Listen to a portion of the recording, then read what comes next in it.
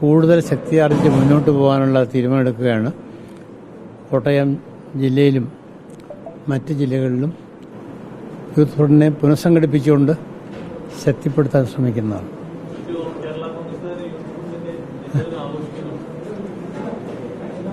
സ്വാഭാവികമായിട്ടും നമ്മൾ പൊതുവെ അവിടെ ചോദിച്ച ഒരു കാര്യമാണ്, യുവാക്കളും കുറയുന്നു ഈ പാർട്ടികളിൽ പൊതുവെ ഒരു വിമർശനമായിട്ട് വരാറുണ്ട്. അപ്പൊ ജോസ് കെ മാണി പറഞ്ഞത് ഞങ്ങൾക്ക് യുവാക്കളുടെ കുറവില്ല, അത് മറ്റു ചില പാർട്ടികളിലാണെന്നുള്ളതാണ്. ജോസഫ് ഗ്രൂപ്പിന് അങ്ങനെയുണ്ടോ? ഇപ്പം ജോസഫ് ഗ്രൂപ്പില്ല, ഒരു കേരള കോൺഗ്രസേ ഉള്ളൂ. അതിന് യുവജന വിഭാഗത്തിൽ വിദേശത്തേക്ക് പോകുന്ന ഒരു കുറവ് എല്ലാ പാർട്ടികളിലും കാണും.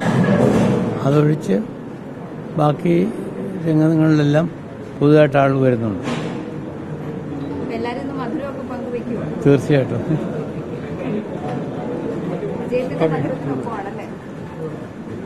തീർച്ചയായിട്ടും ഞങ്ങൾ കേരള കോൺഗ്രസ് പാർട്ടിയിൽ ഏറ്റവും കൂടുതൽ യുവാക്കൾ കടന്നു വരുന്ന ഒരു കാലഘട്ടമായി ഇനി മാറാൻ പോവാണ്.